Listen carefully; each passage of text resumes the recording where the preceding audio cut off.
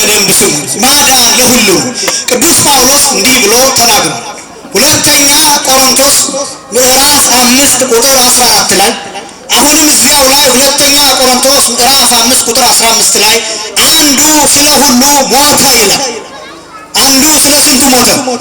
ስለ ሁሉ ይላል። ሁሉ የሚለው እንኳን ሰውን አራዊትን ያካትታል። የተጻፈው ይላል ይህ ወንጌል የተጻፈው ስሙ ሕይወት እንደሚሆን ለማሳየት ክርስቶስ የእግዚአብሔር ልጅ እንደሆነ አምነው ሕይወት እንዲያገኙ ነው። ከኔ አብ ይበልጣል የሚል ቃል አለና ይህ እንዴት ነው የሚል ጥያቄ ነው። ጠያቂያችን ጥያቄው ጥሩ ሆኖ እንደዚህ አይነት ጥያቄዎች ጥያቄውን ራሱ መረዳት ያስፈልጋል። ፈረንጆቹ የሚሉት ነገር አለ። በዚህ በኢንጂነሪንግ ትምህርት understanding the question is half of the answer ይላሉ። ክርስቶስ መሰቀል ያስፈለገው እኮ መስቀል ላይ የሚሰቀለው ስጋ አምላክነት ያለው ከአብና ከመንፈስ ቅዱስ ጋር በስልጣን እኩል የሆነ ግን ለሰዎች ራሱን ባሪያ ያደረገ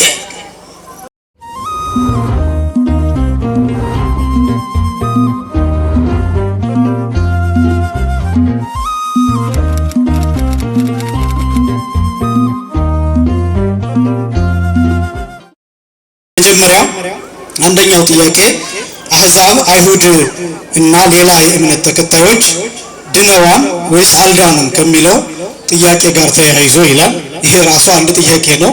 ግን ደግሞ ከዚህ ጋር ተያይዞ ይላል ጥያቄው ክርስቶስ በመስቀል ላይ ድህነትን ወይም ስራን የፈጸመው በእርሱ ለሚያምኑት ብቻ ነው ወይስ ለዓለሙ ሁሉ ነው የሚል ጥያቄ ነው። ደግሞዋለሁ ጥያቄውን አህዛብ አይሁድ እና ሌላ የእምነት ተከታዮች ድነዋል ወይስ አልዳኑ? የመጀመሪያው።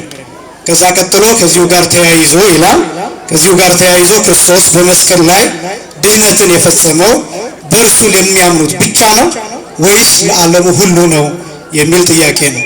ይህን ጥያቄ በአጭር ስናስቀምጠው የጌታ ሞት ለማን ነው? ሌሎች ከኛ ሃይማኖት ውጭ ያሉ ሰዎች ድነዋል ወይስ አልዳኑም የሚል ጥያቄ ነው። እዚህ ላይ ሁለት ነጥቦችን ብቻ እንድትይዙልኝ ይፈልጋለሁ። በደንብ ስሙኝ። ማዳን የእግዚአብሔር ነው። መዳን የሰው ድርሻ ነው። ማዳን የማን ነው ያልኳችሁ? መዳን የማን ድርሻ ነው? እነዚህን በደንብ ለይቶ ማወቅ ያስፈልጋል። ይሄ የነገረ ድህነት ትምህርት ነው፣ ሰፊ ነው። አሁን የጥያቄው አንድ ጊዜ ስንናገረው ቀላል ይመስላል እንጂ ይህን ሐሳብ ለመግለጥ አሁን በእኛ ቤተክርስቲያን ትምህርት ብዙ ጊዜ የምንቸገረው አንድን ሐሳብ መቆንጸል አንወድም። በምልአት በስፋት ማስረዳት እንፈልጋለን። በዚህ ምክንያት ነው በነገራችን ላይ ብዙ ጊዜ የኛ ትውልድ ከአብነት መምህራን ጋራ የማይግባባው። የአብነት መምህራኑ ለማስረዳት ብዙ ማስረጃዎችን ይጠቅሳሉ። የኛ ትውልድ ደግሞ ምን ይሆናል? ቅንጭብ አድርጎ ነው ወይስ አይደለም የስ ኦር ኖ የምትል ጥያቄ እሷን መልስ ይዞ መሄድ ነው የሚፈልገው። ማንግባባው ለዛ ነው። እና የቤተክርስቲያን መልሶችን በጣም ብዙ ጊዜ ዕውቀት ያላቸው ብዙ ትንታኔ ያላቸው ስለሆኑ የሚሰፋው ለዚህ ነው። እና ይሄ የነገረ ድህነት ትምህርት ነው። እና በሁለት ነገሮች በደንብ ይዛችሁ እንድትሄዱ የምፈልገው ማዳን የእግዚአብሔር ድርሻ ነው፣ መዳን ደግሞ የሰው ድርሻ ነው። ምን ጊዜም አንድ ነገር ለሌሎች እንዲህ ብላችሁ ትመልሳላችሁ፣ አምላካዊ ስራ ተጠናቋል ትላላችሁ። እስኪ በሉ አምላካዊ ስራ በሉ ተጠናቋል። አምላካዊ ስራ የሚባለው በሁለት ይከፈላል። በስንት ይከፈላል? በሁለት ይከፈላል። የመጀመሪያው ጥንተ ተፈጥሮ ይባላል። ሁለተኛው ደግሞ ሐዲስ ተፈጥሮ ይባላል። እነዚህ ሁለቱም የተጠናቀቁ ናቸው። ጥንተ ተፈጥሮ ተብሎ የሚጠራው እግዚአብሔር ዓለምን የሰራበት በስድስት ዕለታት ዓለምን ያዘጋጀበት ሰውን ጨምሮ እጽዋትን አጠቃላይ በየወገኑ ተቆጥሮ 22 ስነ ፍጥረት ተብሎ የሚጠራውን እግዚአብሔር ፈጥሮ ጨርሷል። ፍጥረታትን ከፈጠረ በኋላ እግዚአብሔር አስቀድሞ በተናገረው ቃል እንዲቀጥል አድርጓል። ለምሳሌ አዳምና ሔዋንን እንዲህ ብሎ ባርኳቸዋል፣ እንዲህ ብሎ መርቋቸዋል። ብዙ ተባዙ ምድርንም ሙሏት ብሎ አንድ ጊዜ ተናግሯል። ያ ቃል ለዘላለም እኔና እናንተ እየተወለድን እየተራባን እንድንቀጥል ያደርጋል። ያ ቃል አንድ ጊዜ የተነገረው ቃል፣ አንድ ጊዜ ያሰማው ቃል፣ አንድ ጊዜ የወጣው ቃል ዓለምን እያባዛ ይኖራል። እግዚአብሔር አሁን አዲስ ፍጥረት አይፈጥርም። ሞባይሎቻችን አዲስ ሊመስሉን ይችላሉ። ኮምፒውተሮቻችን በቴክኖሎጂ የምንፈጥራቸው እነዚህ አምፖሎች አዲስ ሊመስሉን ይችላሉ። አዲስ አይደለም። ዓለም ላይ ያለው ኮምቢኔሽን ነው ያለው። ውህደት ነው ያለው። አንድ ነገር ከአንድ ነገር ጋር ማገናኘት ነው ያለው። ትናንት ማታ ስነግራችሁ እንደነበረው ልክ እንጀራን እንደመጋገር፣ ዳቦን ኬክን እንደመጋገር ልክ እንደዛ ነው ያለው እንጂ አዲስ ነገር ዓለም ላይ የለም።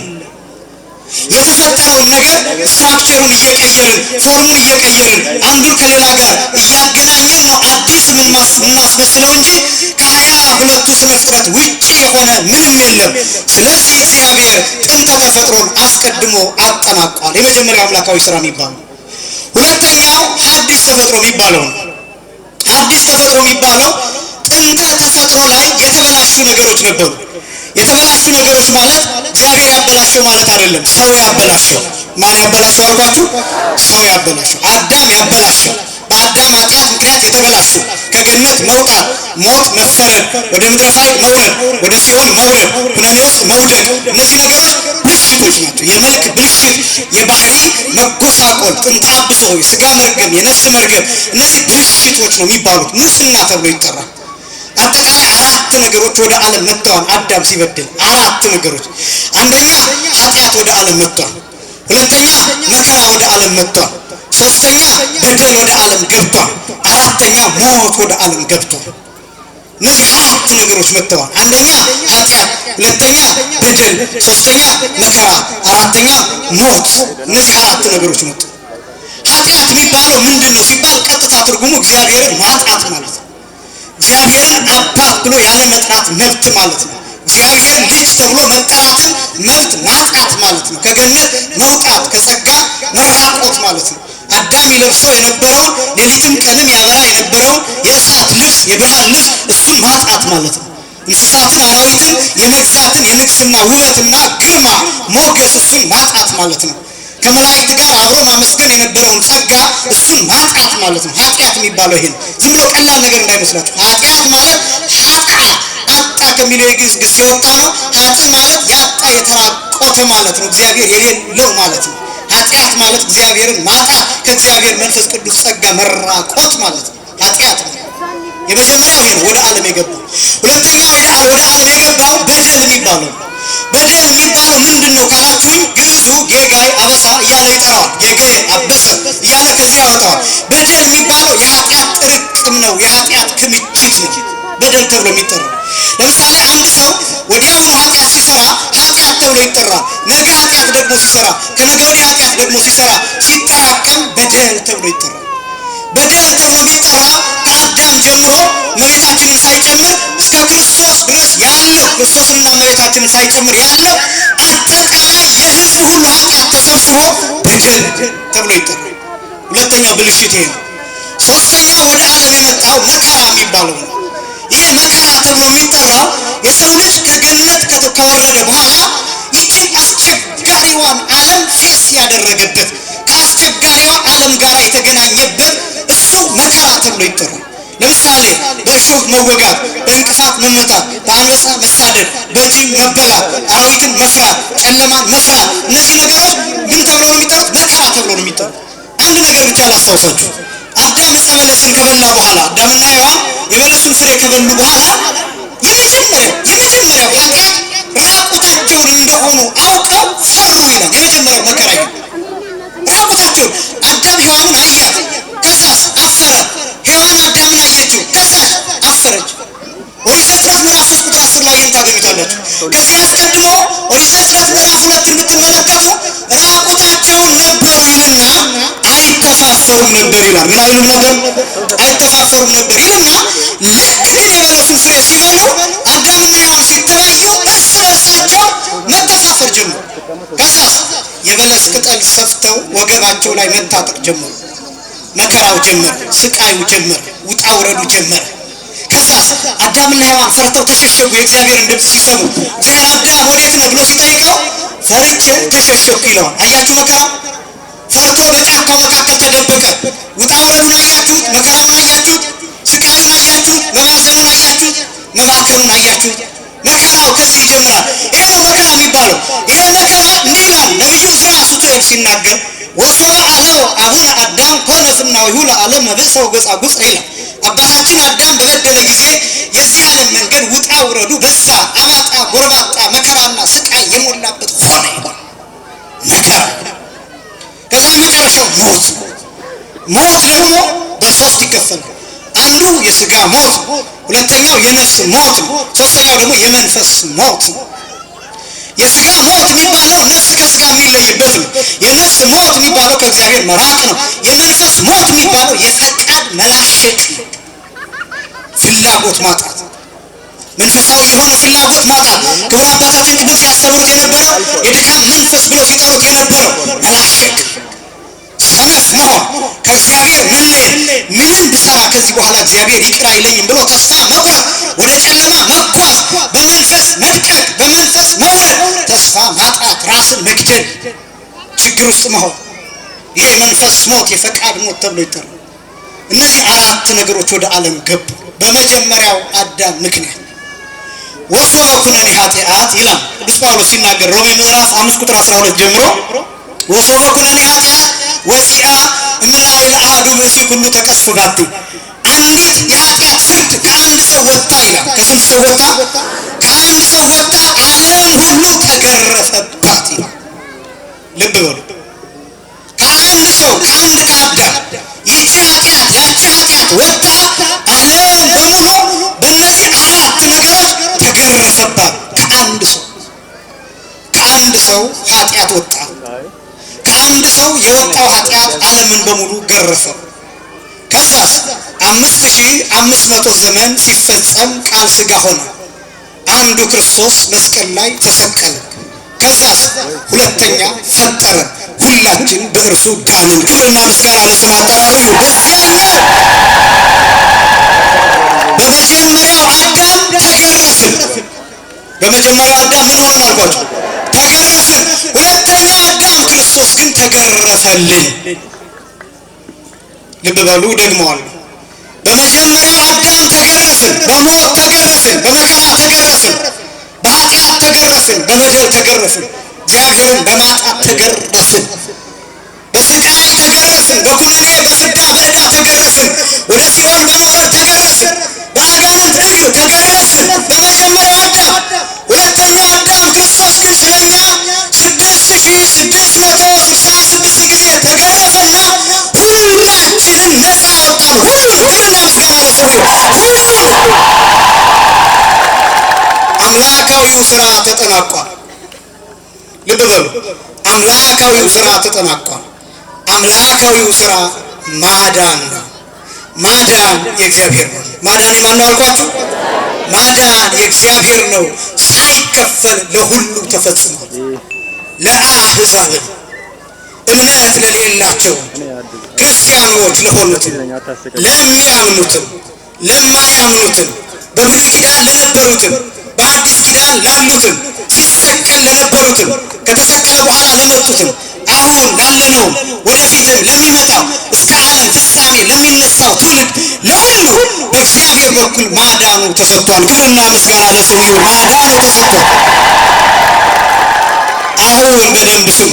ማዳን ለሁሉ ቅዱስ ጳውሎስ እንዲህ ብሎ ተናግሯል። ሁለተኛ ቆሮንቶስ ምዕራፍ 5 ቁጥር 14 ላይ አሁንም እዚያው ላይ ሁለተኛ ቆሮንቶስ ምዕራፍ 5 ቁጥር 15 ላይ አንዱ ስለ ሁሉ ሞተ ይላል። አንዱ ስለ ስንቱ ሞተ? ስለ ሁሉ ይላል። ሁሉ የሚለው እንኳን ሰውን አራዊትን ያካትታል። እንኳን ሰውን እንስሳትን ያካትታል። እንኳን ሰውን ፍጥረትን ሁሉ ያካትታል። እንኳን ሰውን አራቱን ባህርያት ነፋስን፣ እሳትን፣ ውሃ፣ መሬትን እነዚህን ሁሉ ያካትታል። ክርስቶስ ሲሞት ዓለም በሙሉ ጨልሞ ነበር። ለምን? የጌታ ሞት ለሁሉ ስለነበር። ምድር ለምሳሌ ደስታ ታደርጋለች። ቅዱስ ያሬድ ሲናገር በበዓለ ሃምሳ ስንዘምረው የነበረው መዝሙር ወምድርኒ ትገብር ፋሲካ ተሐጺና በክርስቶስ ደም ታጥባ ምድር ምን ታደርጋለች?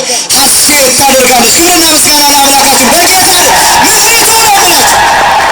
ምድሪቱ በሙሉ የኢትዮጵያ ምድር አይደለም፣ የኢየሩሳሌም ምድር አይደለም፣ የአፍሪካ ምድር አይደለም፣ የአውሮፓ፣ የአሜሪካ፣ የሌላው ሰው የማይደርስበት ሁሉ በጌታ የደም ጠብታ ታጥባለች። እንዲያውም ቅዱስ ያሬድ በጣም ሲያጎላው እንዲህ ይላል፣ ይገብሩ በዓለ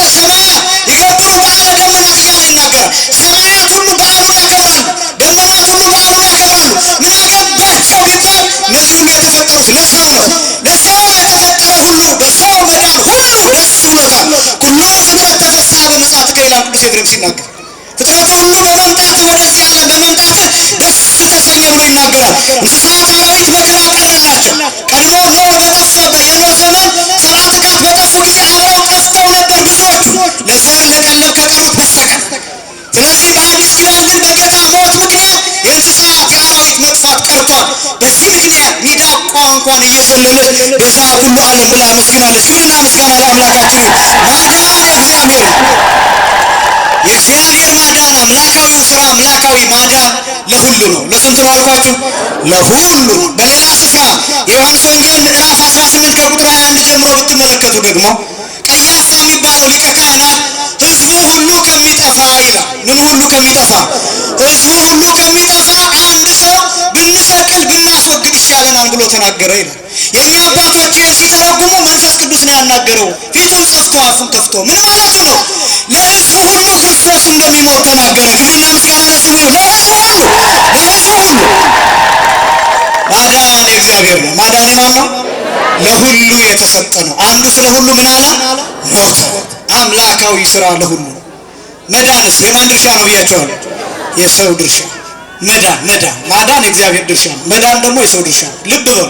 አሁን ትልቁ ጥያቄ የሚፈጠረው እዚህ ላይ አምላካዊ መዳን ስለተፈጸመ አምላካዊ ስራ ስለተጠናቀቀ ዓለም በሙሉ ይድናልን ቢሉ አይድንም። ለምን? ለመዳን ፈቃደኛ ስላልሆነ። አያችሁ፣ መጻጉዕን ጌታ እንዲህ ብሎ ጠየቀው። ይሄ እኮ ዝም ብሎ አይደለም። ምን ልትል ትወዳለህ ብሎ ነው የጠየቀው። ልትድን ትወዳለህን ብሎ ጠየቀው። በሽታ ውስጥ ያለ 38 ዓመት ሙሉ አልጋ ላይ ሽባ የነበረውን ሰው ጌታ ጠየቀው። ለምን? አስወድዶ አስፈቅዶ ስለሚያድን። ማዳን የእግዚአብሔር ነው። ለምን? ማዳን ሁልጊዜ እግዚአብሔር ፈቃዱ ስለሆነ። ምኑ ስለሆነ አልኳችሁ? ፈቃዱ ስለሆነ። ግን ዝም ብሎ መዳን አይፈጸምም። ለምን? የእኛ ፈቃድ ያስፈልጋል። የማን ፈቃድ ያስፈልጋል? ጥያቄዋ እሷ ላይ ነው። ታያችሁ፣ ማዳንና መዳን አልኳችሁ። እነዚህን ቃላት ይዛችሁ ሂዱ። ማዳን የማን ነው ብያቸዋለሁ። መዳን ደግሞ የማን ድርሻ ነው ብያቸዋለሁ? የሰው። ስለዚህ እግዚአብሔር ምን ብሎ ይጠይቃል? ማዳኑን አጠናቆ ይኸውላችሁ ምግብ አቅርቦ ትበላለህ ይላል። አሁን ወላጆቻችሁ ምግብ አቅርበው ትበያለሽ ይሉሻል፣ ትበላለህ ይሉሃል። አልበላም ካልክ መብት ነው፣ አልበላም ካልክ መብትሽ ነው። ምግቡ ግን ቀርቧል። ይህ ጉባኤ የተዘጋጀው ለእናንተ ብቻ ነው አይደለም። ላልመጡ ክርስቲያኖችም እንዲመጡ ግብዣው ቀርቧል። የመጣችሁት እናንተ ብቻ ናችሁ። ጉባኤው ግን የተዘጋጀው ድሬዳዋ ላሉ ክርስቲያኖች ሁሉ። እናንተ ፈቀዳችሁ፣ ከዛስ መጣችሁ። እነዚያስ ፈቃደኞች አልሆኑም። ስለዚህ አልመጡም፣ አልተካፈሉም። ፈቃደኛ መሆንን ይፈልጋል፣ ተሳታፊነትን ይፈልጋል። ስለዚህ መዳን ለማዳን የእግዚአብሔር ማዳን ለሁሉ የተሰጠ ነው። መዳን ግን በፈቃድ ላይ የተመሰረተ ስለሆነ ሁሉም አይደለም የሚድነው፣ ፈቃደኛ የሆነ ይድናል። ፈቃደኛ የሆነ ማለት ነው አንደኛ ያመነ ማለት ነው። ምን ያለ ማለት ነው? ያመነ። ክርስቶስ የእግዚአብሔር ልጅ ብሎ ያመነ። እስኪ በሉ ክርስቶስ የእግዚአብሔር ልጅ። ይህን ታምናላችሁ? አመስግኑት እግዚአብሔርን። ይሄ ነው መዳን የሚባለው። ምክንያቱም ይኸውላችሁ የዮሐንስ ወንጌል ምዕራፍ 20 ቁጥር 30 ላይ ብትመለከቱ ይህ የተጻፈው ይላል። ይህ ወንጌል የተጻፈው ስሙ ሕይወት እንደሚሆን ለማሳየት ክርስቶስ የእግዚአብሔር ልጅ እንደሆነ አምነው ሕይወት እንዲያገኙ ነው። የዘላለም ሕይወት እንዲያገኙ ነው። ስለዚህ ሌላው የማይድነው ለምንድን ነው? ክርስቶስ የእግዚአብሔር ልጅ አላለም። ክርስቶስን በአምላክነቱ ያልተረዳ ሰው መዳን አይችልም። ክርስቶስን የእግዚአብሔር ልጅ አምላክ ወልደ አምላክ የአምላክ ልጅ አምላክ ብሎ ያልተቀበለ ሰው አይድንም። ስጋን ነፍስን ከእመቤታችን ነስቶ ስጋን የባህሪ አምላክ እንዳደረገው ያላመነ ሰው አይድንም። ስለዚህ የመዳን ፈቃዱን አልፈጸምም። ለዚህ ነው ቅዱስ ጳውሎስ ፊልጵስዩስ ምዕራፍ 3 ቁጥር 12 ላይ እያንዳንዳችሁ በመንቀጥቀጥ የራሳችሁን መዳን ፈጽሙ ይላል። የራሳችሁን መዳን ምን በሉ? ፈጽሙ። ስለዚህ ፈቃድ በእኛ የሚፈጸም ነው። መዳን በእኛ ፈቃድ የሚፈጸም ነው። ይህንን በደንብ ለይታችሁ ማወቅ አለባችሁ። ሌላው ከኛ ሃይማኖት ውጭ ያለው የማይድነው ለምንድን ነው ቢባል በሚያድነው በኢየሱስ ክርስቶስ ስላላመኑ።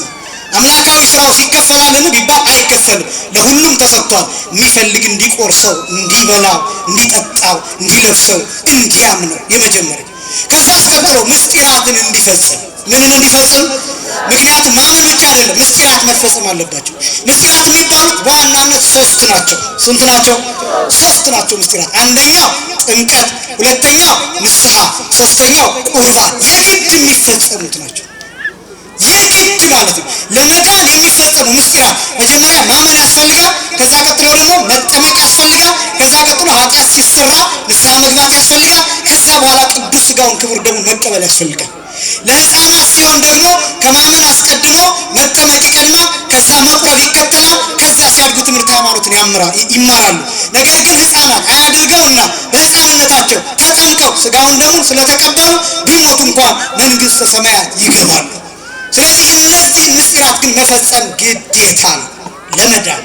አንደኛ ማመን ያስፈልጋል፣ ሁለተኛ ምስጢራትን መፈጸም ያስፈልጋል። ምስጢራት የሚባሉት አንደኛ ጥምቀት፣ ሁለተኛ ንስሐ፣ ሶስተኛ ሥጋው ደሙ። እነዚህን ምስጢራት መፈጸም ግዴታ ነው። ስለዚህ ማዳን እግዚአብሔር ነው፣ ለሁሉ ተሰጥቷል። መዳን ግን በእኛ ፈቃድ ላይ ይመሰረታል። ግልጽ ነው ይሄ። ሁለተኛ በደንብ ስሙኝ፣ ይሄ ጠንከር ይላል። ወልድ በባህሪ ከአብና ከመንፈስ ቅዱስ ጋር አንድ ነው እንላለን። ወልድ ከድንግል ማርያም ሥጋን ነስቶ ሲወለድ የሰውን ባህሪው አድርጓል። ስለዚህ ኢየሱስ ሰውን አምላክ ነው። ክርስቶስን ከአብና ከመንፈስ ቅዱስ ጋር እንዴት አንድ ባህሪ ነው እንላለን? ምክንያቱም እርሱ የሰውን የአምላክን ባህሪ ነው ያለው። አብና መንፈስ ቅዱስ ግን የአምላክነት ባህሪ ብቻ ነው ያላቸው። ለዚህም ደግሞ ማስረጃ የዮሐንስ ወንጌል ምዕራፍ 14 ቁጥር 28 ላይ ከኔ አብ ይበልጣል የሚል ቃል አለና ይህ እንዴት ነው የሚል ጥያቄ ነው። ጠያቂያችን ጥያቄው ጥሩ ሆኖ እንደዚህ አይነት ጥያቄዎች ጥያቄውን ራሱ መረዳት ያስፈልጋል። ፈረንጆቹ የሚሉት ነገር አለ። በዚህ በኢንጂነሪንግ ትምህርት understanding the question is half of the answer ይላሉ። ጥያቄውን መረዳት የመልሱ ምንድነው? ግማሽ ነው ይባላል። የሚጠይቀውን ነገር መረዳት መቻል። ምንድነው የምጠይቀው? ከዛ ሲመለስልኝ እንዴት ነው የምረዳው የሚለው መጀመሪያ ጥያቄውን መረዳት። መጀመሪያ መልስ የሚመልሰው ሰው ራሱ ጥያቄውን መረዳት አለበት። ጥያቄ የሚጠይቀው ሰው ራሱ ደግሞ የሚጠይቀውን ነገር መረዳት አለበት። አምላክም ሰውም ነው ተብሎ እነዚህ አገላለጾች ጥንቃቄ ይፈልጋሉ። ለዚህ ነው መጀመሪያ ስንናገር ለምሳሌ አምላክ ሰው ሆነ፣ ከዛ ሰው ምን ሆነ? አምላክ ሆነ። ለምሳሌ ይህንን አገላለጽ ሰው አምላክ ሆነ፣ አምላክ ሰው ሆነ ብትሉ የተሳሳተ ነው። ፎርሙላ አለው። በነገራችን ላይ የነገረ ክርስቶስ አገላለጥ፣ ምስጢረ ስጋዌ፣ ነገረ ትስብእት፣ እነዚህ ነገሮች ሲነገሩ ፎርሙላ አለው፣ ቃላት አሉት፣ ኪ ተርምስ አሉት፣ ተርሚኖሎጂስ አሉት። ዝም ብሎ የመጣልንን ቃል አይደለም የምንጠቀመው። ለምሳሌ እኛ ሊቃውንት ሲናገሩ ተዋህዶን ሲገልጡ አሁን እንዳይከብዳችሁ እፈራለሁ፣ ግን የኛ ሊቃውንት የሚጠቀማቸው አጠቃቀማ ከሃይማኖት አበው ተነስተን ምን እንጠቀማቸው እንበለ ትድምርት፣ እንበለ ቱሳኤ፣ እንበለ ፍልጠት፣ እንበለ ውላጤ፣ እንበለ ቡዓዴ እያልን ምን እንጠቀማቸው አጠቃቀሞች አሉ። ግዕዝ ናቸው፣ ቃላቱ ግን ወሳኞች ናቸው። ለምሳሌ እንበለ ውላጤ ማለት ያለ መለወጥ ማለት ነው። ምን ማለት ነው ያለ መለወጥ ሲባል? ቃል ሥጋ ሆነ ሲባል ቃል ፍጹም ተለውጦ ማለት አይደለም። ልክ በቃና ውሃውን ወይን እንዳደረገው፣ አሁን በቃና ውሃውን ወይን ነው ያደረገው። ስለዚህ ውሃው ተለውጧል። ውሃው ምን ሆኗል አልኳት? የውሃነቱን ጠባይ አጥቷል። የውሃነቱን ባህሪ አጥቷል፣ ተለውጧል። የሙሴ በትር ተለውጣ እባብ ሆናለች። በዚያ ቅጽበት በትርነቷን አጥታ እባብ ነው የሆነችው። የበትርነትን የእባብነትን ገንዘብ አይደለም ያላት፣ እባብ ናት፣ እባብ ናት። በትር ስትሆን ደግሞ በትር ናት። እንደ እባብ ትራመዳለች፣ እንደ እባብ ትርመሰመሳለች፣ እንደ እባብ እንዲህ ቀና ቀና እያለች ትሄዳለች፣ ትውለበለባለች። እባብ ናት። ቃል ግን ሥጋ ሆነ ሲባል ቃል ፍጹም ተለውጦ አይደለም። ምንድነው የሆነው? ተዋህዶ ብለን የምንገልጠው ለዚህ ነው። ያለ ምንታዌ፣ ያለ ሁለትነት፣ ከሁለት አካል አንድ አካል፣ ከሁለት ባህሪ አንድ ባህሪ። እስኪ በሉ ከሁለት አካል ነው አንድ አካል፣ ከሁለት ባህሪ አንድ ባህሪ። አሁን ጠያቂያችን የሰውን ባህሪ የመለኮትን ባህሪ ብሎ ነው የገለጠው። አያችሁ ስንት ባህሪ ያደረገው የሰው? ሁለት ባህሪ። ሃይማኖትን ክዷን እያልኩኝ አይደለም፣ ካለመረዳት ስለሆነ ይሄ እንረዳዋለን፣ የክርስቲያን ጥያቄ ስለሆነ። ስለዚህ እሱም እየወቀስኩኝ አይደለም፣ መጠየቁ ትክክል ነው። ግን ሁልጊዜ ስንጠይቅ ራሱ መረዳት ያለብን የሰውነት ባህሪ የመለኮት ባህሪ ተብሎ አይደለም የሚነገር። በተዋህዶ ጊዜ ከተዋህዶ በኋላ እንዲህ አይነት አገላለጥ የለም። ከሁለት አካል አንድ አካል፣ ከሁለት ባህሪ አንድ ባህሪ ማለት ነው ቢባል ከተዋህዶ በፊት ቃል የብቻው ነበር፣ ሥጋ የብቻው ነበር። ከተዋህዶ በፊት ከምን በፊት አልኳችሁ? ከተዋህዶ በፊት ቃል የብቻው ነበር፣ ሥጋም የብቻው ነበር። ሥጋ የት ነበር? ከድንግል ማርያም። ምክንያቱም የተነሳው ሥጋና ነፍስ ከማን ነው? ከእመቤታችን። ቃልስ የት ነበር? በዓለሙ ሙሉ ሆኖ ከአብ ከመንፈስ ቅዱስ ጋር እየተመሰገነ በዙፋኑ ላይ በክብር ነበር። በተዋህዶ ጊዜ ምን ተከሰተ? ረቂቅ ቃል አካላዊ ቃል ከምልአቱ ሳይወሰን ከዙፋኑ ሳይጎድል ቅዱስ ያሬድ እንደገለጠው እንዘ ኢየዐርቅ እምመንበረ ስብሐቲሁ ከክብሩ ዙፋን ሳይራቆት ሳይለቅ ሳይጎድል መጣና በድንግል ማርያም ማኅፀን አደረ። ከዚያስ ከስጋዋ ስጋን ከነፍሷ ነፍስን ነሳ፣ ተዋሃደ። በዚያ ቅጽበት ክርስቶስ ተባለ። ማን ተባለ? ክርስቶስ ተባለ። ቃል የብቻውን ማን አንለውም እያሉ ክርስቶስ አንለውም፣ የብቻው ቃል የብቻውን ሩቅ ቃል መለኮትን የብቻው ስጋን የብቻውን ክርስቶስ ብለን አንጠራው። በተዋህዶ ጊዜ ክርስቶስ ብለን እንጠራለን። ማን ብለን እንጠራለን? ክርስቶስ ብለን እንጠራለን። ይሄ በጣም ጥንቃቄ ማድረግ ያለባችሁ። ከዛስ በተዋህዶ ጊዜ ምንድነው ይሆን? ሁለት ባህሪ አይደለም ይሆን፣ ሁለት አካል አይደለም ይሆን፣ አንድ አካል አንድ ባህሪ። እስኪ በሉ አንድ አካል በሉ፣ አንድ ባህሪ። ልብ በሉ። ይሄ ነው በጣም ጥንቃቄ የሚያስፈልገው። በምሳሌ ላስረዳችሁ። ቅዱስ ቄርሎስ የሚናገረው ምሳሌ በሃይማኖተ አበው ከመሐጽን ይላል ዘይት ወደይ ውስተ ላይ በእሳት ይላል። የነገረ ተዋህዶን ማወቅ ከፈለክ በደንብ እንዲገባ መረዳት ከፈለክ ይላል ልክ ብረት እሳት ውስጥ ሲገባ ያለውን ሁኔታ አስቢ። ብረቱ እሳት ውስጥ ሲገባ ይግላል። በጣም ሲግል ብረቱ ምን ይሆናል? ቀይ እሳት ያለው ይሆን ብረቱ። ከዛ ሲላችሁ ብረቱን እንይዛለን ብትሉ ምን ትሆናላችሁ? ትቃጠላላችሁ። ብረቱ ቀይ አልነበረ። ብረቱና እሳቱ ከመገናኘታቸው አስቀድሞ ከመዋሃዳቸው አስቀድሞ ብረቱ ይቀዘቅዛል፣ ብረቱ ይያዛል፣ ብረቱ ይጨበጣል፣ ብረቱ ይዳሰሳል። ትሸከመዋለህ እንደፈለግ፣ ልትልሳውም ትችላለህ ከፈለግ እሳት ውስጥ ሳይገባ። እሳቱም ከብረቱ ጋር ከመገናኘቱ በፊት አይያዝም፣ አይጨበጥም፣ አይዳሰስም። ታየዋለህ፣ አካል ግን የለው። እጨብጠዋለሁ ብትል ትቃጠላለህ። የምትጨብጠው ነገር የለም። ልብ በሉ። ብረቱና እሳቱ ከተዋሃዱ በኋላ ግን ብረቱ በእሳቱ አማካኝነት የሚያቃጥል ይሆናል። ብረቱ ምን ይሆናል አልኳችሁ?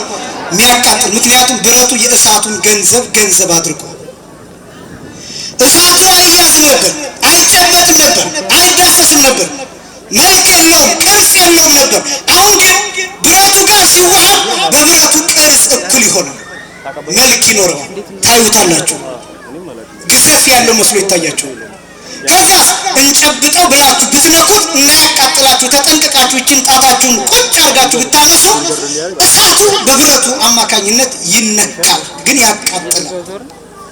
ብረቱ የእሳቱን ገንዘብ አድርጎ እሳቱስ የብረቱን ገንዘብ አድርጎ። አሁን የጋለ ብረት እዚህ አቅርቤ ብጠይቃችሁ ይሄ እሳት ነው ወይስ ብረት ነው ብላችሁ ምን ትላላችሁ? ምን ትላላችሁ? የጋለ ብረት ቀይ የሆነ ሚንቀለቀል እንደ እሳት እሱን አምጥቼ እዚህ ይሄ ብረት ነው ወይስ እሳት ነው ብላችሁ ምን ትላላችሁ? እስኪ እሳት ነው የምትሉ እጃችሁን አውጡ። እሳት የምትሉ እጃችሁን አውጡ። አትፍሩ፣ ምንም ችግር የለውም። እሳት የምትሉ እጃችሁን አውጡ። እሳት ነው የምትሉ ሻውታ ብረት ነው የምትሉ እጃችሁን አውጡ። ድምፀ ተአቅቦ ከሃይማኖት እንደመውጣት ይቆጠራል። በነገራችን ላይ ኑፋቄ ነው፣ ጥርጥር ነው። ስለዚህ ብረት ነው የምትሉ እጃችሁን አንሱ። ብረት ነው የምትሉ አያችሁ፣ የተሳሳታችሁት እሱ ነው። ተዋህዶ ይሄ ከገባችሁ ስለ ተዋህዶ ይገባችኋል። ስለዚህ ማለት ያለባችሁ እዚህ አቅርቤ ይሄ ምንድን ነው ብላችሁ እሳት ውስጥ የገባ ብረት ነው የምትሉ ገብታችኋል። ምን የጋለ ብረት ወይም በእኛ ቋንቋ የጋለ ብረት በምን የጋለ? በእሳት የጋለ ምን የተዋሃዱ? እሳት የተዋሃዱ። ከዛስ ለይተህ አውጣ ብለህ እሳቱን የብቻ ብረቱን የብቻ ማድረግ ትችላላችሁ? አይቻልም። ተዋህዶ የሚባለው ይሄ በተአቅቦ ያለ ምንታዊ ያለ ሁለትነት ቃል ስጋ ሆኗል። ቃል የስጋን ገንዘብ አድርጓል። የስጋን ርስት አድርጓል። ስጋስ የቃልን ገንዘብ አድርጓል። በቃል ርስት ገብቷል። ስለዚህ ስጋ ምን ተብሎ ይጠራል? የባህሪ አምላክ ሆኗል። ለምን? አካለ ቃል አካለ ስጋን አክብሮታል። በተአቅቦ በተዋህዶ እንበለ ምንታዊ አንድ አምላክ ተብሎ ይጠራል። ክብርና ምስጋና ለስሙ አጠራር አንድ አምላክ ተብሎ ይጠራል። እንዲህ ከሆነ ደግሞ ልብ ብላችሁ ስሙኝ። አሁን ደግሞ እንዲህ ከሆነ የወልድ ስጋን ስለለበሰ ክርስቶስ ስለተባለ ከአብ ይለያልን? ከመንፈስ ቅዱስ ይለያልን? አይለይም። በባህሪ በሕልውና በፈቃድ አንድ ነው። ለምን? ቃል ስጋን ገንዘብ ሲያደርገው ስጋ ምን እንዳደረገ ታውቃላችሁ? አድርጎታል። ወልድ ቃል ነው ራሱ።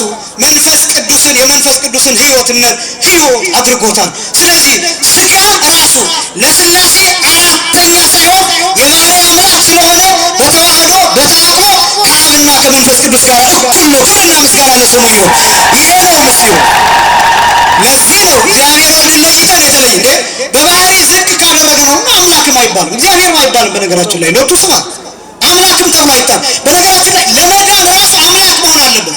ባህሪው ይኸውላችሁ ልብ በሉ። ባህሪው ከአብና ከመንፈስ ቅዱስ የተለየ ነው። ዝቅ ያለ ነው የምትል ከሆነ መስቀል ላይ የተሰቀለው አያድንህም ማለት ነው። ሎቱ ስማት ለምን እንደነ አቤል ይሆናል፣ እንደነ ኢሳይያስ ይሆናል፣ እንደነ ሕዝቅኤል እንደነ መልከጼዴቅ ይሆናል። ለምን ታስሮ ከእግዚአብሔር ዝቅ ያለ ይሆናል። ከእግዚአብሔር ዝቅ ያለ ከሆነ ደግሞ አንተን ሊያድን አይችልም። ለምን ከአንተ የተሻለ መሆን አለበት። መስቀል ላይ የሚሰቀል ከኔ የበለጠ መሆን አለበት። ከአቤል የበለጠ መሆን አለበት። ከቅዱስ ጊዮርጊስ የበለጠ መሆን አለበት። ከድንግል ማርያም የበለጠ መሆን አለበት። ያለዚያማ ድንግል ማርያም ምን አደረገችን? እሷ አትሰቀልልንም ነበር እንዴ? ክርስቶስ መሰቀል ያስፈለገው እኮ መስቀል ላይ የሚሰቀለው ሥጋ አምላክነት ያለው ከአብና ከመንፈስ ቅዱስ ጋር በስልጣን እኩል የሆነ ግንሳ ለሰዎች ራሱን ባሪያ ያደረገ። ይሄ ነው እኮ የሚያስደንቀው። ይሄኛው ትሕትና ነው የሚያስደንቀው። ስለዚህ ሥጋ የባህሪ አምላክ ሆኗል። ይህንን በደንብ ማወቅ አለባችሁ። ቃል ሳይለወጥ ሥጋም ሳይለወጥ መተሳሳት ሳይከሰት እንበለ ቡአዴ ያለ መለያየት ልክ እንደ መጥበቢያና እንደ ብረቱና እንደ እጀታው ሳይሆን ያለ መለያየት አንድ ሆኖ በተዋቅሮ በተዋህዶ አንድ አምላክ አንድ አካል አንድ ባህሪ ተብሎ ይገለጣል። ይሄ ደግሞ ከአብና ከመንፈስ ቅዱስ ጋር ያስተካክለዋል። አካለ ቃል አካለ ሥጋን አከበረው። ይሄ እንደሚከብዳችሁ አውቃለሁ፣ ግን ደግሞ መልሱ ይሄ ነው። አካለ ቃል አካለ ሥጋን አከበረው ሲባል ሥጋ በአካለ ቃል አማካኝነት አብን ልቡ አድርጎታል። ወልድ ራሱ ቃል ነው። መንፈስ ቅዱስን ሕይወት አድርጎታል። በዚህ ምክንያት የባህሪ አምላክ ተብሎ ይጠራል። ይህ በጸጋ አይደለም፣ በባህሪ ነው ገንዘብ ያደረገው። በጸጋ ገንዘብ የምናደርገው እኛ ነን። በነገራችን እኛ እግዚአብሔር ልጆች ተብለን እንጠራለን። የኛ በጸጋ ተብሎ ይገለጣል። ስለዚህ እግዚአብሔር ወልድ ከአብና ከመንፈስ ቅዱስ ጋር ርኅሩይ ትክክል ነው። በድጋሚ ክብር ምስጋና ለስሙ ይሁን። አመስግኑ። ከኔ አብ ይበልጣል፣ ከኔ አብ ይበልጣል የሚለው አገላለጥ ምንድን ነው ቢባል ከኔ አብ ይበልጣል የሚለው እንኳን አይደለም። በነገራችን ላይ ልበ አምላክ ዳዊት ሲናገር ከመላእክት በጥቂት አሳነስከው ይላል። ሕቅ አይጸስኮ መላእክት ይከይል። የመጀመሪያው ይሄ ለሰው ይነገራል፣ ለአዳም ይነገራል። ምክንያቱም የሰው ልጅ ከመላእክት ዝቅ ብሎ ነው የተፈጠረው። ይሄ ማለት ምንድነው? የሚራብ ሥጋ፣ የሚጠማ ሥጋ፣ የሚሞት ይሄ አጠቃላይ ለሰው ልጆች ይተረጎማል። ሁለተኛው ትርጉም ግን ከመላእክት በጥቂት አሳነስከው የሚለው ለጌታ የተነገረ ነው። ለምን ቢባል ለምሳሌ ቅዱስ ሚካኤል ውሃ ለምኗል እንዴ? አልለመንም። ጌታ ግን ውሃ ስጪ ብሎ ለምኗል? አልለመንም። ራሱን ዝቅ አድርጎ አያችሁ። ቅዱስ ሚካኤል ይሞታል አይሞትም? አይሞትም። ጌታ ግን ምን ሆኗል? ሞቷል። ቅዱስ ሚካኤል ይራባል አይራብም? አይራብም። ጌታ ግን ምን ሆኗል? ተርቧል። መላእክት ሁሉ ሊያገለግሉት ሊያበረቱት የመጡበት ጊዜ አለ። ይሄ ማለት እሱ መላእክት የሚያበረቱት ሆኖ ከመላእክት የሚያንስ ሆኖ ማለታችን አይደለም። ስለኛ ግን ራሱን ዝቅ አድርጓል። ይህን ለመግለጽ ነው፣ ትሕትናውን ለመግለጽ ነው። ለምን ይሄ ቤተልሔም ተወልዷል፣ በበረት ተወልዷል፣ እስከ ሲኦል ድረስ ተጉዟል። ቅዱስ ሚካኤል በግብፅ አልተንከራተተም፣ በክንፍ እየበረረ ነው የሚሄደው። ጌታ ግን ተኝቷል፣ ጌታ እንቀላፍቷል፣ ጌታ እንደ ሕፃን ተንጠባጥቧል። መላእክት እንደዚህ አልሆኑ። ስለዚህ ከመላእክት በጥቂት አሳነስከው። እንዴት ሆኖ? ሥጋን ስለለበሰ ከኛ ጋር ተቆጥሮ ከኛ ጋር መቆጠር ራሱ ውርደት ነው። በፈቃዱ ግን ራሱን አዋረደው። ቅዱስ ጳውሎስ የሚለው ምንድን ነው? ራሱን እግዚአብሔርነትን እንደ መቀማት አልቆጠረውም ነው የሚል። ልብ በሉ፣ እግዚአብሔርነትን እንደ መቀማት አልቆጠረውም። ራሱን ከባሪያ ጋር አስተካክሎ በባሪያ መልክ ተገለጠ። ከእኛም በታች ድሃ ሆኖ ኖረ ክርስቶስ። ክብርና ምስጋና ለስሙ አጠራር። ድሃ ሆኖ ሶስተኛ ጥያቄ፣ በሃይማኖት ጸሎታችን መስቀል ቤዛችን ነው፣ መስቀል የነፍሳችን መዳኛ ነው ስንል ምን ማለታችን ነው? ከድህነት ጋር ያለው ግንኙነት ምን ይመስላል የሚል ጥያቄ ነው። ያው ይሄ ጥያቄ አሁን መስቀል ራሱ አድኖ ነው አለ የሚል ጥያቄ ነው። በነገራችን ላይ አንድ ነገር ማወቅ ያለባችሁ መስቀልን ከክርስቶስ መከራ ከለያችሁት መስቀል አይሆንም። ምን አይሆንም አልኳችሁ? መስቀል አይሆንም። በደንብ ማስተዋል ያለባችሁ። ትናንትና እንደተናገርኩት ታቦትን ከእግዚአብሔር ስም ከለያችሁት ታቦት አይሆንም። ምን አይሆንም አልኳችሁ? ሰውን ከእግዚአብሔር ከለያችሁት ቅዱስ አይሆንም። ምን አይሆንም አልኳችሁ? ቅዱስ አይሆንም። ከእግዚአብሔር የተለየ ቅዱስ የሚባል ጻድቅ የሚባል ሰማዕት የሚባል የለም። ከኢየሱስ የተለየ ቅዱስ የሚባል ጻድቅ የሚባል ሰማዕት የሚባል የለም። ለቅጽበት ነው ማለት ለቅጽበት ነው ማለት። ለምሳሌ ቅድም አባታችን ሲገልጡ እንደነበረው እኛ የመንፈስ ቅዱስ ማደሪያ እንባላለን። የማን ማደሪያ? የመንፈስ ቅዱስ ማደሪያ። ሰው አሁን መስቀልን ለምን እንደሚያቃል ታውቃላችሁ? እንጨት ነው ብሎ ስለሚያስብ እኮ። እንደው በእግዚአብሔር እንደው አንድ ሁለት ንገሩ፣ ከእንጨትና ከሰው ማን ይከብራል? ማን ነው የሚሸተው? በእውነት እምላችሁ እንደዚህ ሎጂካል በሆነ መንገድ ብናወራ። አሁን አንዳንዱ ሰው ምን ይላል? እንዴት እግዚአብሔር በእንጨት ይላል? በነገራችን ላይ ሰው በጣም ቆሻሻ ነው እንደ ሰውነቱ ከታየ። ይቅርታ አድርጉልኝ ሁላችንም፣ ያው እኔም ሰው አይደለም። ሰው ውስጥ እኮ ሽንት ቤት አለ እኮ። ትናንት የበላ ነው ከትናንት ወዲያ የበላ ነው እኮ ሸቶ ከርፍቶ አንጀታችን ውስጥ እኮ አለ እኮ ሸቶ ከርፍቶ። ጥርሳችንን ካልቦረሽን አንድ ቀን ምንድነው ምን ሆነ? እንዴት እንደምንሸት ከሞትን በኋላ ሬሳችን እንዴት እንደሚሆን ይታወቅ የለው። ገና 2 ቀን ሳይሆነው እንዴት እንደምንከረፋ ሰዎች ስለሆነ አይደለም የሚሄዱት። ሰው ውስጥ በጣም ብዙ የበላነው ጠቅላላ እሱ ጨጓራችን ውስጥ ብናየው ሆዳችን ውስጥ ብናየው እኮ ራሳችንን ልንጠላ ሁሉ እንችላለን። ከዛ በኋላ ምግብ ራሱ አልበላም። ይሄን ነው ደግሞ እኮ አናፍርም እኮ ይፋነን እኮ ቤት አፋችንን አፍረን እንደዚህ ወይ በስ ሽንት ቤት ሲመጠጥ እንዴት ነው የሚሸተው? ሰው ሁሉ አፉን አፍኖ የሚያልፈው በዚያ ወይ በስመ ይህ የራስ ቆሻሻ ከሱ የወጣው ቆሻሻ። እንጨት እኮ ንጹህ ነው እንደው እንደ እውነታው ካየን። ታዲያ እግዚአብሔር በሰው ላይ ለማለት ካልተጸየፈ እግዚአብሔር በሌሎቹ ፍጥረታት መገለጡ ምንድን ነው የሚያስደንቀው? መስቀል ክርስቶስ የተሰቀለበት ነው። በደሙ ቀድሶታል፣ በደሙ አክብሮታል፣ ኃይልን አድርጎበታል። ቅድስተ ቅዱሳን እየተባለ ነው የሚጠራው። ክርስቶስ ቀድሶበታል፣ ሊቀ ካህናትነቱን ገልጦበታል፣ መስዋዕት አቅርቦበታል፣ መስዋዕት ሆኖ ቀርቦበታል፣ መስዋዕት ተቀብሎበታል፣ ዓለም ጨልሞበታል፣ ጨረቃ ደም ሆናበታል፣ ከዋክብት ረግፈውበታል። ዓለም እስኪናወጥ ድረስ ታላላቅ ምስጢራት ተገልጦበታል። መስቀል ከእመቤታችን ቀጥሎ ክርስቶስን የተሸከመ መስቀል ነው። ክርስቶስን የተሸከመ መስቀል ነው። የጌታ ደም የፈሰሰበት መስቀል ነው። ለ3 ሰዓታት ክርስቶስ የደቀቀበት መስቀል ነው። መከራውን ያስተናገደው መስቀል ነው። ቤዛነቱ የተፈጸመበት መስቀል ነው። በዚህ ምክንያት ቤዛነቱ የተፈጸመበትን መስቀል እናከብረዋለን። ከዚህ የተነሳ ቤዛችን ኃይላችን ብለን እንገልጣለን። ምን ማለታችን ነው? ቤዛችን የተደረገበት ኃይላችን የተገለጠበት ማለታችን፣ ጽንዓችን ብርታታችን የታየበት የተገለጠበት ብለን መስቀል እናመሰግነዋለን። ይህስ መጽሐፍ ቅዱሳዊ ነው ወይስ አይደለም ቢባል ነው። 2 ነገሮችን ብቻ ያሳያል።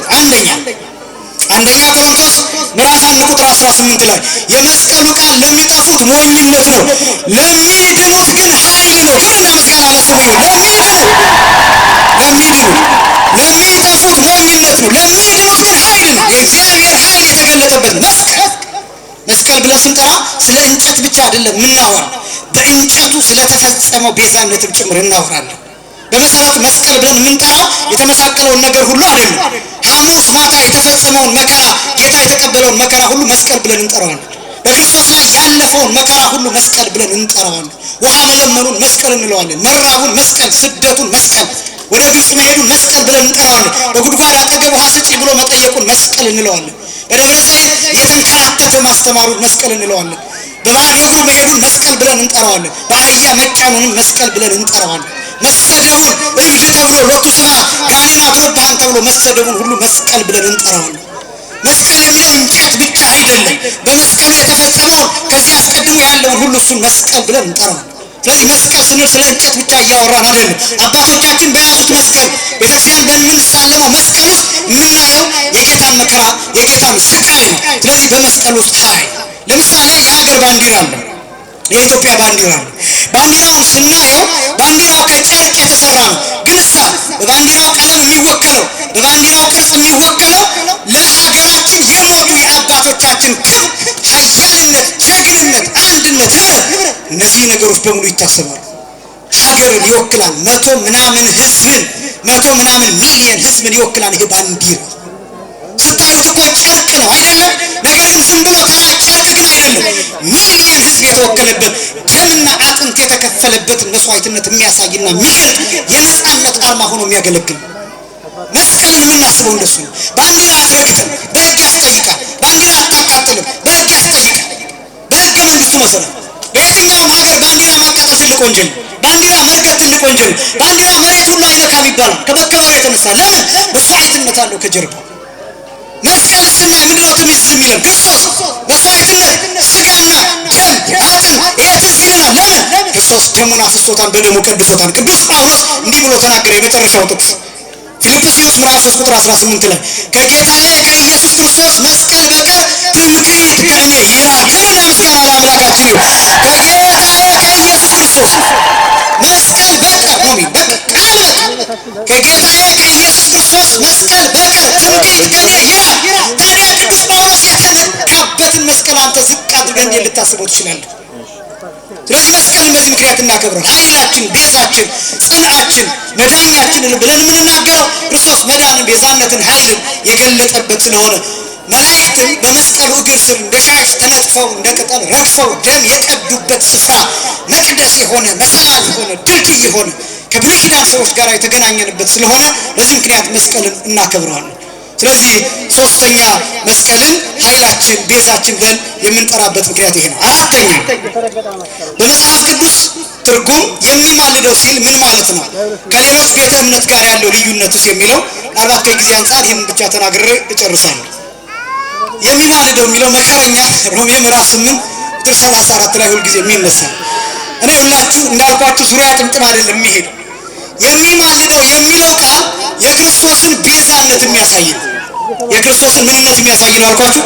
ቤዛነት አንድ ጊዜ የተፈጸመው ቤዛነት ክርስቶስ መስቀል ላይ የተናገረው ቃል የፈጸመው ቤዛነት ለዘለዓለም እየሰራ ይኖራል።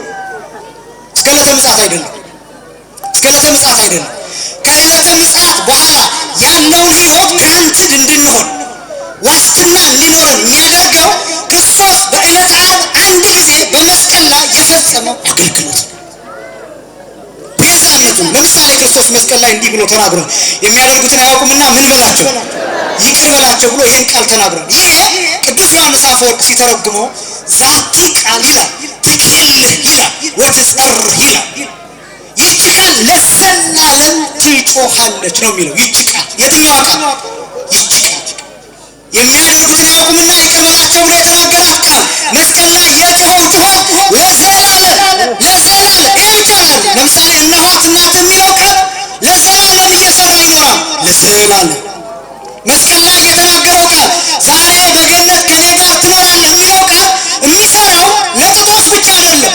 ይህንን በአንድ ቀን ብቻ ከተረዳችሁት ሞኞች ናችሁ። ዛሬ የሚሰራን ይሄ ቃል በገነት ዛሬ ከኔ ጋር ትኖራለህ የሚለው ቃል ለጥጦስ ብቻ አይደለም። በቀኝ ለተሰቀለ ወንበዴ ብቻ አይደለም። ላንተ ይሰራል፣ ላንቺ ይሰራል። ዛሬ እያጨሰ ላለው እየቃመ ላለው ነገ ግን ንስሐ ለሚገባው ሰው ይሰራል። ዛሬ እያጨሰ እየቃመ እየገደለ ያለው ነገ ግን ንስሐ ገብቶ ለሚቆርበው ሰው ይሰራል። ለምን? ዛሬ በገነት ከኔ ጋር ነው ይለዋል። ለምን? ወንበዴውን የሚጠራ ቃል ነው። ኃጢአተኛውን የሚጠራ ቃል ነው። ሽፍታውን የሚጠራ ቃል ነው። መቼ ነው የተነገረው? የዛሬ 2000 ዓመት መስቀል ላይ የተነገረ ቃል። ጌታ አንድ ጊዜ የጮኸው ጩኸት፣ አንድ ጊዜ የተነገረ ቃል ግን እየሰራ የሚኖር ሕያው ሆኖ የሚኖር ለዘላለም የሚሰራ ለዘላለም የሚያድን የሚያደርጉትን አያውቁምና ይቅር በላቸው የሚለው ቃል ለዘላለም እየጮኸ ስለሚኖር የሚማልደው ብሎ የሚናገረው ለዚህ ነው። እንዲያው በጣም ግልጽ የሚያደርግ ቃል ልንገራቸው። ቅዱስ ጳውሎስ ዕብራውያን ምዕራፍ 7 ቁጥር 25 ጀምሮ ዘወትር ሊያማልድ በሕይወት ይኖራል ይላል። እስኪ በሉ ዘወትር በሉ ሊያማልድ በሕይወት ይኖራል። እንዲህ አይነት ሊቀ ካህናት ያስፈልገናል ይላል ቅዱስ ጳውሎስ ሲናገር። ለምን እንደዚህ ማለት እንደፈለገ ታውቃላችሁ? አሮን በጊዜው በግ አርዶ የበግ ስጋ የበግ ደም ይዞ ወደ ቅድስተ ቅዱሳኑ ገብቶ ጸሎት አድርጓል። ለጊዜው ለሕዝቡ ጊዜያዊ የሆነ ስርየተ ኃጢአት እንዲሰጥ አድርጓል። ግን አሮን ሙቷል፣ መስዋዕቱም ተሽሯል። አሮን አሁን ከመሬት በታች ነው። ስጋው ተከስክሷል፣ አጥንቱ ተከስክሷል። አሮን አልተነሳም። አሮን አሁን በነፍስ ነው እንጂ ሕያው የሆነው ሊቀ ካህናቱ አሮን በስጋ ሕያው አይደለም። መስዋዕቱም ተሽሯል፣ መስዋዕቱም አልፏል። ምክንያቱም ያቀረበው የበግና የጊደር የላም መስዋዕት ነው፣ የፍየል መስዋዕት ነው ያቀረበው።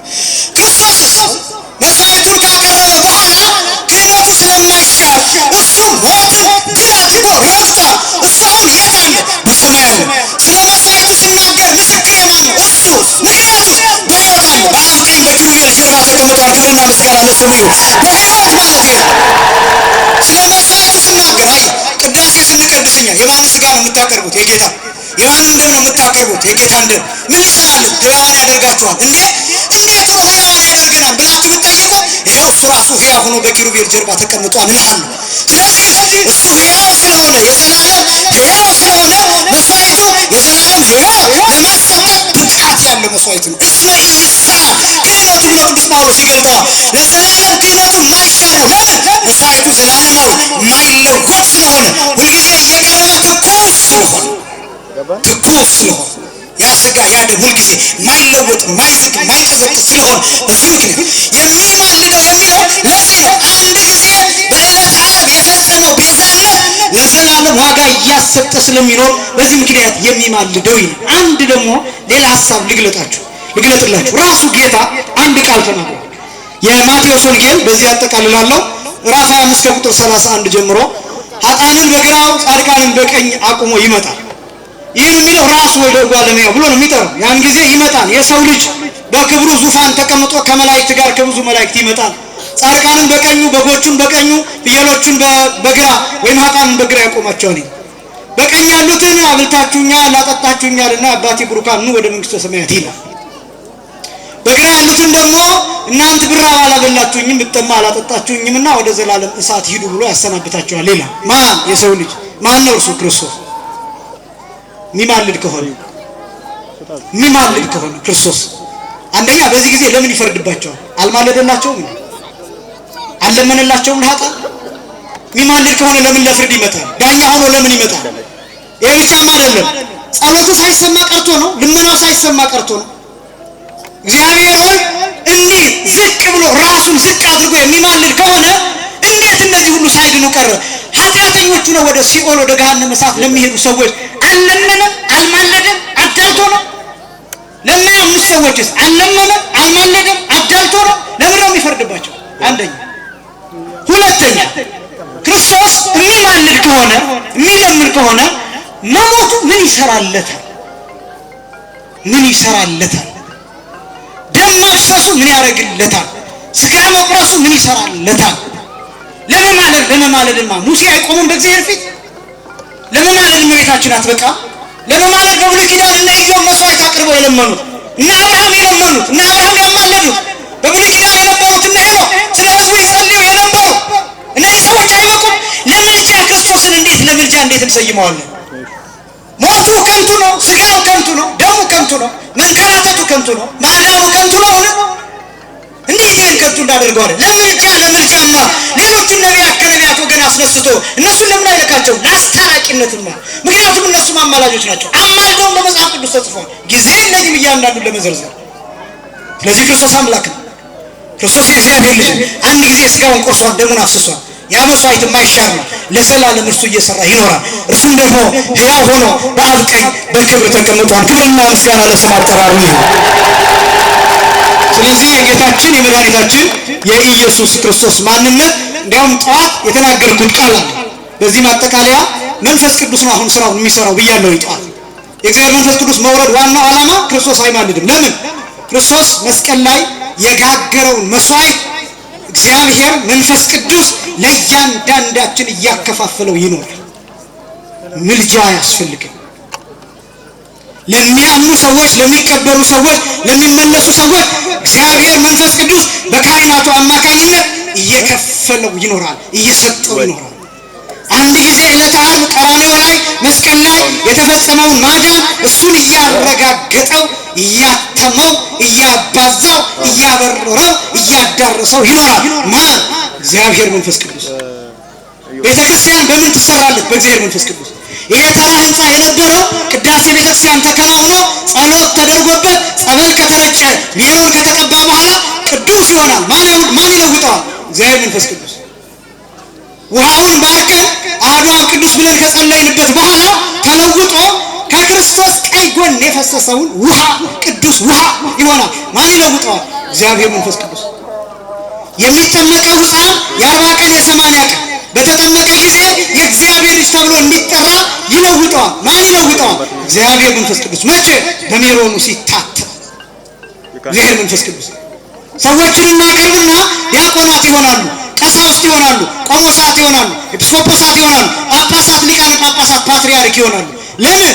በሜሮን ተቀብተው ጸሎቱ ተጸልዮ እፍ በተባሉ ጊዜ ሰዎቹን ሰው እንደሆኑ ባሉበት ሰውነት ካህን ያደርጋቸዋል። ማን? እግዚአብሔር መንፈስ ቅዱስ።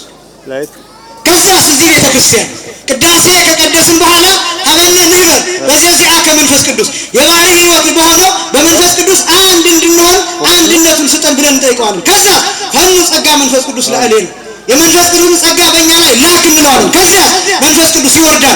ከዛስ ምን ያደርገናል? ህብስቱን ወይኑን ወደ ስጋነት ወደ ደምነት ይለውጠውና እኛ ለስጋው ደሙ እንድንበቃ አድርጎ ስጋውን ደሙን ከተቀበልን በኋላ የክርስቶስ አካል አድርጎ ይሰራናል። ክብርና ምስጋና ለስሙ አጠራሩ እግዚአብሔር መንፈስ ቅዱስ። ትምህርትን ማን ይገልጣል? እግዚአብሔር መንፈስ ቅዱስ። ትንቢትን ማን ይገልጣል? እግዚአብሔር መንፈስ ቅዱስ።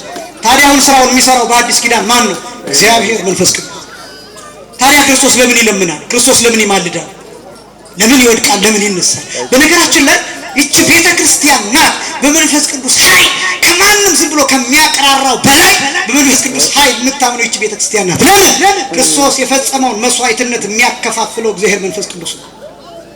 ይሄ ዘመን ዘመነ መንፈስ ቅዱስ ተብሎ ይጠራል። እስኪ በሉ ዘመነ መንፈስ ቅዱስ በሉ። ከክርስቶስ እርገት በኋላ ከመንፈስ ቅዱስ መውረድ በኋላ ያለው ዘመን እስከ ዓለም ፍጻሜ ድረስ ያለው ዘመነ መንፈስ ቅዱስ ይባላል። በቃ አብ አይመለከተውም ማለት አይደለም፣ ወልድ አይመለከተውም ማለት አይደለም። በፈቃድ ስንት ናቸው ብያቸዋለሁ። የአብን ፈቃድ ነው፣ የወልድን ፈቃድ ነው፣ የመንፈስ ቅዱስን ፈቃድ ነው፣ አንድ ናቸው።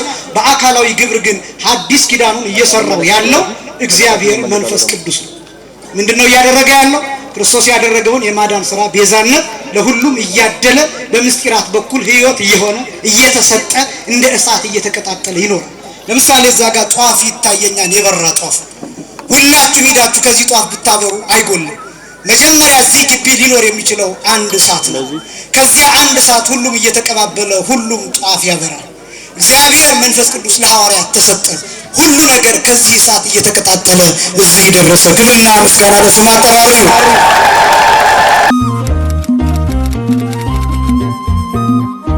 ሰንበት ትምህርት ቤቱ ጠዋት እንደገለጥኩት ግራውንድ ፕላስ 3 ወይም ጂ ፕላስ 3 ህንፃ ለመስራት ስለተነሳ ተስፋ ያደረገው ደግሞ ምእመናንን እናንተን ስለሆነ ይህንን ሐሳቡን ከመደገፍ ጀምሮ ጠዋት እንደተናገርኩት በዚህ ዘመን ህንፃ መስራት እጅግ በጣም ወሳኝ ነገር ነው።